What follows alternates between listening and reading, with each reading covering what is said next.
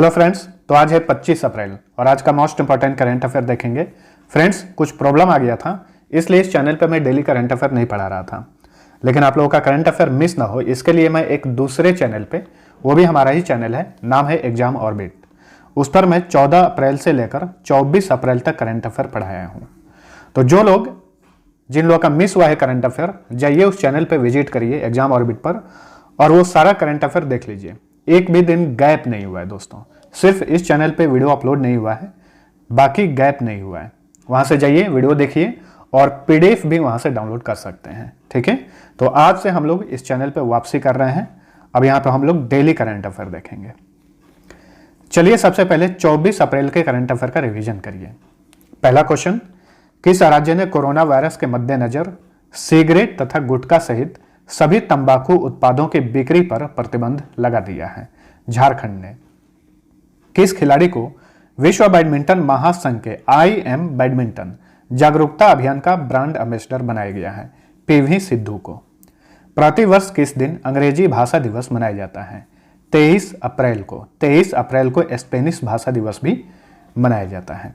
भारत की सबसे बड़ी IT company Tata consultancy services यानी TCS ने किस देश का पहला पूर्व डिजिटल बैंक लॉन्च करने की घोषणा की है? इजराइल में।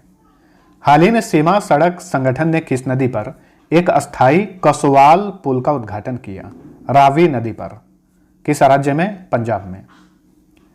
22 अप्रैल 2020 को नासा के घोषणा के अनुसार भारत में वायु प्रदूषण कितने साल के सबसे निचले स्तर पर पहुंच गया है? 20 साल के सबसे निचले स्तर पर। अमेजन एलेक्सा और गूगल असिस्टेंट पर वॉइस बैंकिंग सेवा किसने शुरू की है? ICICI बैंक ने। लाइसेनिया केरेज, जिनका हाल ही में 79 साल की उम्र में निधन हो गया, किस देश के पूर्व प्रधानमंत्री थे? फिजी के पूर्व प्रधानमंत्री थे। किस राज्य सरकार ने कोविड-19 पर चिकित्सा सहायता और परामर्श प्रदान करने के लिए अपता मित्रा ऐप लॉन्च किया है? कर्नाटक ने। इंटरनेशनल मोटरसाइकिल मैन्युफैक्चरर्स एसोसिएशन के नए अध्यक्ष कौन बने हैं? राकेश शर्मा। अगले 2 वर्षों के लिए इम्मा का अध्यक्ष बनाया गया है। हाल ही में किस देश ने अपना पहला सैन्य उपग्रह नूर को पृथ्वी के कक्षा में सफलतापूर्वक स्थापित किया? तो ईरान ने अपना पहला सैन्य उपग्रह लॉन्च किया है, उसका नाम है नूर। अब चलिए आज का करंट अफेयर देखते हैं। और फ्रेंड्स, वीडियो के लास्ट में प्रीवियस मंथ से भी टॉप 10 करंट अफेयर का टेस्ट लगाऊंगा, तो आप लोग टेस्ट को जरूर सोल्व करना। चलिए देखते हैं। पहला क्वेश्चन, भारत में प्रतिवर्ष राष्ट्रीय पंचायती राज दिवस कब मनाया जाता है? हर वर्ष 24 अप्रैल को भारत में राष्ट्रीय पंचायती राज दिवस मनाया जाता है। ठीक है, इसी दिन एक और दिवस मनाया जाता है, शांति के लिए कूटनीति और बहुपक्षवाद पर अंतर्राष्ट्रीय दिवस। उसे भी आप लोग नोट कर लेना। ठीक है, अब यहाँ पे पंचायती राज बात चला है, यहाँ से बहुत सारे क्वेश्चन बनते हैं। 73वें संविधान संशोधन अधिनियम 1992 के तहत भारत में पंचायती राज अधिनियम लागू हुआ था। और भारत में पंचायती राज अधिनियम कब लागू हुआ था? 24 अप्रैल 1993 को लागू हुआ था। इसीलिए हर वर्ष 24 अप्रैल को पंचायती राज दिवस मनाया जाता है। ठीक है, अच्छा, संविधान के किस भाग में जिक्र किया गया है पंचायती राज का? भाग 9। और किस अनुसूची में? 11वीं अनुसूची में। ठीक है, अच्छा ये बताइए 11वीं अनुसूची में कितने विषय हैं? तो 11वीं अनुसूची में विषयों की संख्या है 29। ठीक है, अच्छा किस अनुच्छेद में पंचायती राज का जिक्र किया गया है? अनुच्छेद 243 के ए से लेकर ओ तक, हिंदी में क से लेकर ण तक। ठीक है, तो ये कुछ इंपॉर्टेंट फैक्ट्स थे, ध्यान में रखिए। विश्व स्वास्थ्य संगठन द्वारा विश्व प्रतिरक्षण सप्ताह कब मनाया जा रहा है? तो 24 अप्रैल से लेकर 30 अप्रैल के बीच में विश्व प्रतिरक्षण सप्ताह मनाया जा रहा है। हर वर्ष 24 अप्रैल से 30 अप्रैल के बीच में ही विश्व स्वास्थ्य संगठन द्वारा विश्व प्रतिरक्षण सप्ताह मनाया जाता है। 2020 का विषय है #वैक्सीन वर्क फॉर ऑल। ठीक है, टीकाकरण से वंचित बच्चों को टीकाकरण करने में मदद करने के उद्देश्य से प्रतिवर्ष ये सप्ताह मनाया जाता है। विश्व स्वास्थ्य संगठन का गठन हुआ था 7 अप्रैल 1948 को। हर वर्ष 7 अप्रैल को विश्व स्वास्थ्य दिवस मनाया जाता है। हेडक्वार्टर जिनेवा में है। महानिदेशक हैं टेड्रोस एधानोम। किस भारतीय महिला ने क्रॉस पॉलिनेशन के जरिए एंथोरियम फूल की 10 किस्मों को विकसित किया है?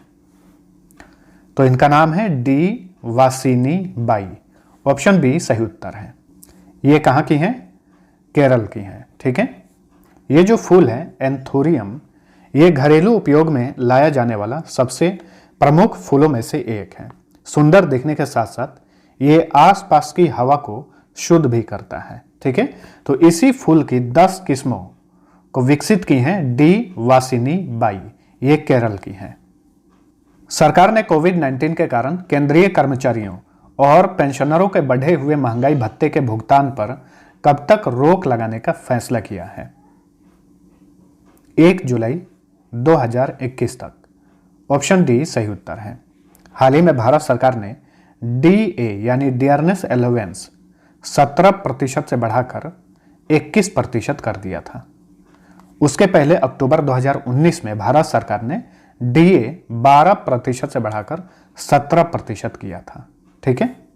तो जो डीए बढ़ाया गया है उसे अब जो भी केंद्रीय कर्मचारी हैं या फिर पेंशनर हैं उसे नहीं मिलेगा 1 जुलाई 2021 तक। हालांकि इसके पहले सरकार ने जब भी घोषणा किया था तो ये बताया गया था कि डीए जो है, जो नया डीए लागू किया गया है 1 जनवरी 2020 से सभी कर्मचारियों और पेंशन भोगियों को मिलेगा। लेकिन अब कोविड-19 के मद्देनजर भारत सरकार ने इस पर रोक लगा दिया है। इससे लगभग 50 लाख केंद्रीय कर्मचारी और लगभग 61 लाख पेंशन भोगी प्रभावित होंगे और इस कदम से भारत सरकार लगभग 37,530 करोड़ रुपए बचत करेगी। फिच रेटिंग्स ने कोरोना वायरस के चलते 2020-21 में भारत की आर्थिक वृद्धि दर का अनुमान घटाकर कितना प्रतिशत कर दिया है? तो हाल ही में फिच रेटिंग्स ने अनुमान लगाया था कि भारत की आर्थिक विकास दर रहेगी 2020-21 में 1.8%। अब इसे घटाकर कर दिया है 0.8%। ठीक है। तो ऑप्शन ए सही उत्तर है। कोविड-19 के कारण गिरती हुई अर्थव्यवस्था के कारण लगभग हर कंपनियां, हर एजेंसियां अपना अनुमान घटा रही है। जैसे कि एसबीआई इकोरैप के अनुसार 1.1%, IMF यानी अंतर्राष्ट्रीय मुद्रा कोष के अनुसार 1.9%, वर्ल्ड बैंक के अनुसार 1.5% से लेकर 2.8%, स्टैंडर्ड एंड पुअर्स के अनुसार 1.8%, गोल्डमैन सैक्स के अनुसार 1.6%। वहीं फिच रेटिंग्स के अनुसार वर्तमान वित्त वर्ष में भारत की विकास दर रहेगी 0.8%। फिच रेटिंग्स जो है ये अमेरिकन क्रेडिट रेटिंग एजेंसी है। 1914 में इसका गठन हुआ था। हेडक्वार्टर न्यूयॉर्क में है। 2 जगह है, न्यूयॉर्क और लंदन में। सीईओ हैं पॉल टेलर। नेक्स्ट, हाल ही में बसंत दास का निधन हो गया। वे डैश थे, क्या थे? पूर्व राज्यसभा सांसद थे बसंत दास। हाल ही में इनका निधन हो गया है। और ये किस राज्य से राज्यसभा सांसद थे? ओडिशा से। 1990 से लेकर 96 तक ये जनता दल की तरफ से राज्यसभा सांसद थे बसंत दास। हाल ही में इनका निधन हो गया है। किस देश के अली रेजा फिरोजा ने मैग्नस कार्लसन को हराकर बैंटर ब्लिज कप 2020 का खिताब जीत लिया है? अली रेजा फिरोजा ये ईरान के शतरंज खिलाड़ी हैं, युवा खिलाड़ी हैं। इनकी उम्र मात्र 21 वर्ष है। इन्होंने विश्व चैंपियन मैग्नस कार्लसन को हरा दिया है बैंटर ब्लिज कप 2020 में। ठीक है। इस तरह से शतरंज में 2700 की रेटिंग तक पहुंचने वाले दूसरे सबसे कम उम्र के शतरंज खिलाड़ी बने हैं अली रेजा फिरोजा। ये कहाँ के हैं? ईरान के हैं। मैग्नस कार्लसन नॉर्वे के शतरंज खिलाड़ी हैं। ठीक है। ईरान की कैपिटल तेहरान। प्रेसिडेंट है हसन रूहानी।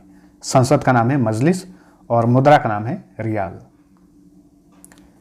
निम्न में से किस संस्था ने भारत में लॉकडाउन लर्नर्स सीरीज लॉन्च किया है? UNODC ने भारत में लॉकडाउन लर्नर्स सीरीज लॉन्च किया है। ठीक है। UNODC ने अपनी प्रमुख पहल एजुकेशन फॉर जस्टिस के तहत इस पहल को लॉन्च किया है भारत में। ठीक है, ये पहल शिक्षकों और छात्रों के बीच ऑनलाइन संवाद करने की सुविधा प्रदान करेगा। ठीक है, UNODC इसका इंग्लिश में फुल फॉर्म होता है United Nations office on drugs and crimes. Hindi में इसे बोलेंगे संयुक्त राष्ट्र मादक पदार्थ एवं अपराध कार्यालय। 1997 में गठन हुआ था, हेडक्वार्टर वियना में है, महानिदेशक हैं घडाफती वाली। DRDO ने किसके साथ मिलकर कोविड-19 नमूनों को इकट्ठा करने वाली भारत की पहली मोबाइल BSL-3 VRDL लैब विकसित किया है?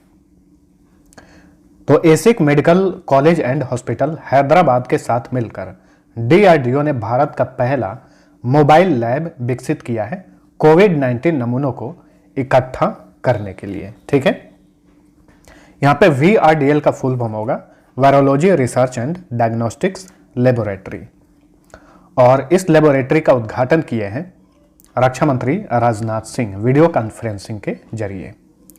DRDO इसका फुल फॉर्म होता है defence research and development organisation. 1958 में गठन हुआ था, हेडक्वार्टर नई दिल्ली में है, चेयरमैन है G सतीश रेड्डी।